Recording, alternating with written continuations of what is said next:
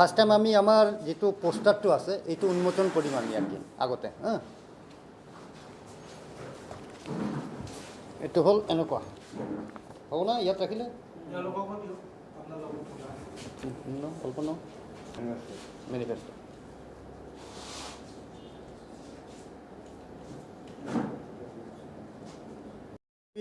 বঙাইগাঁও সমষ্টিবাসী রাইজক অনুরোধ করিম যে এইবার আপনালোকে আমাক দুহাত ভরি আশীর্বাদ দিব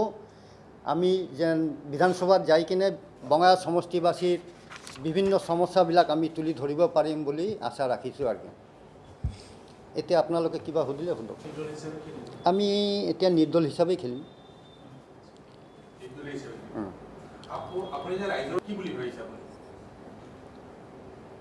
এক নম্বৰ তো আগতে আমি সংগঠন কৰা ল'ৰা আছিলোঁ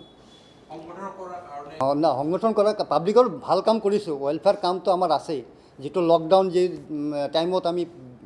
5000 মানুহক হেল্প কৰিছোঁ আমি আজিৰ দিনলৈকে আমাৰ 3টা ফ্যামিলি ডিপেন্ডেন্ট হৈ আছে আমাৰ ওপৰত আজিৰ দিনলৈকে 3টা ফ্যামিলি আৰু মানে হাজবেণ্ড নাই বা কিবা মৰিছে মানে এনেকুৱা ঘৰত চাউলো নাই এইটোও সাপ্লাই মই কৰি আছোঁ আজিৰ দিনলৈকে এতিয়ালৈকে এই লকডাউনৰ পৰা যে প্ৰত্যাহ্বান মানে কি কণ্টেষ্ট হ'বই কণ্টেষ্ট হ'ব আমি যদি পাব্লিকৰ কাৰণে ভাল কাম কৰিছোঁ ইমান দিন 1990ৰ পৰা তেনেহ'লে পাব্লিকেতো আমাক ভোট দিবই লাগে আমাৰ পিছফালৰ কামখিনি দেখিব তাৰপিছতে ৰাইজে ডিচিশ্যন ল'ব আজি এজন 35 বছৰৰ মিনিষ্টাৰ আমিতো কিছুমান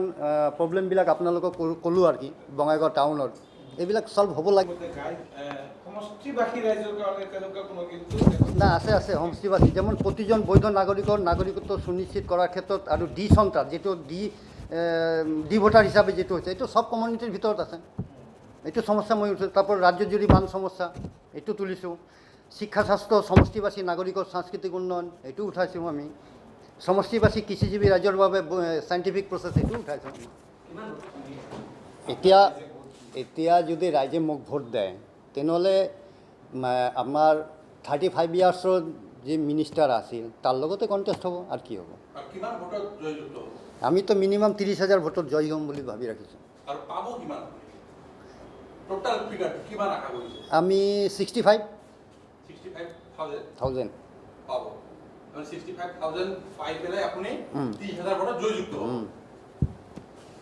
কাৰণ আজিকালি এইটোতো ফিগাৰ আপোনাৰ কমি আহিব না কেণ্ডিডেট বাঢ়ি গ'ল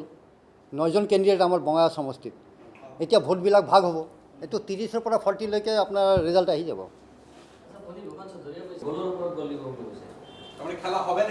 খেলা হবে এইটোতো পশ্চিমবঙ্গের স্টাইল হয়ে গেল আর কি খেলা হব কোনে কিমান গোল দেয় এইটো তো পরিস্থিতি সাপেক্ষে এইটো বিবেচনা হব আর কি আফটার 2 মে না মই বঙাইগাঁৱৰ খেলোয়াড় হয় ব্ৰাজিলৰ বা স্পেনৰ নহয় বঙাইগাঁও সমষ্টিবাসীৰ খেলোয়াড় হয় মই প্ৰতিশ্ৰুতি ৰাখিছোঁ বঙাইগাঁও সমষ্টিবাসীৰ ওচৰত যেনেকুৱা 1 নম্বৰ প্ৰতিজন বৈধ নাগৰিকৰ নাগৰিকত্ব সুনিশ্চিত কৰাৰ ক্ষেত্ৰত আৰু ডি সন্ত্ৰাসত আক্ৰান্ত নাগৰিকৰ পক্ষে থিয় দি মাত মাতি যাম এইটো মোৰ 1 নম্বৰ প্ৰতিশ্ৰুতি 2 নম্বৰ হ'ল ৰাজ্যজুৰি বান সমস্যাক বৈজ্ঞানিকভাৱে সমাধানৰ হকে বিধানসভাত মাত মাতি যাম 3 নম্বৰ বঙাইগাঁও চহৰৰ সংযোগী বাট পথৰ উন্নয়নৰ হকে কাম কৰি যাম 4 নম্বৰ শিক্ষা স্বাস্থ্য আৰু সমষ্টিবাসী নাগৰিকৰ সাংস্কৃতিক উন্নয়নৰ হকে কাম কৰি যাম 5 নম্বৰ হ'ল সমষ্টিবাসী কৃষিজীৱী ৰাইজৰ বাবে বৈজ্ঞানিক পদ্ধতি ব্যৱহাৰ কৰি উন্নয়নৰ হকে কাম কৰিম আৰু কিছুমান আছে যেটো হ'ল আমাৰ মেইন সমস্যা বঙাইগাঁও চহৰত যেটো আমাৰ পালপাৰা টু থানা ৰোড এইটো অল্টাৰনেটিভ ৰোডৰ ব্যৱস্থা ইমিডিয়েট কৰিবই লাগে এইটো বহুত সিন্স লং টাইম প্ৰব্লেম হৈ আছে এইটো তাৰপিছত আৰু এটা আছে বঙাইগাঁও টাউনৰ এমজি লাইনৰ যেটো কালভাৰ্টটো আছে এইটো সৰু এইটো ডাঙৰ নকৰিলে কি হয় আপোনাৰ 25 নম্বৰ ওয়াৰ্ড 9 নম্বৰ ওয়াৰ্ড আৰু 11 নম্বৰ ওয়াৰ্ড পুৰা ফ্লাড হৈ যায় প্ৰতি বছৰ এনেকুৱা আজিলৈকে এইটোলৈ কোনো মাত মতা নাই বা কাম কৰা নাই তাৰপিছত বঙাইগাঁও হিয়তৰ লোকাল পাব্লিকৰ 25 9 আৰু 11 নম্বৰ ওয়াৰ্ডৰ মানে জনগণ যিবিলাক আছে হিয়তৰ ফেন্স এতিয়া এটা নতুন প্ৰব্লেম ওলাইছে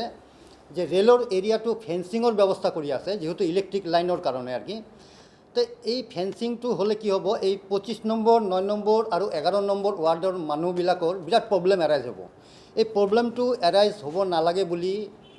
আমি সমষ্টিবাসী ৰাইজ বঙাইগাঁৱত যদি আমাক আশীৰ্বাদ দিয়ে এবাৰ বিধানসভাত যোৱাৰ কাৰণে, তেনেহ'লে আমি ৰেল অথৰিটিৰ লগত এইটো বহি এটা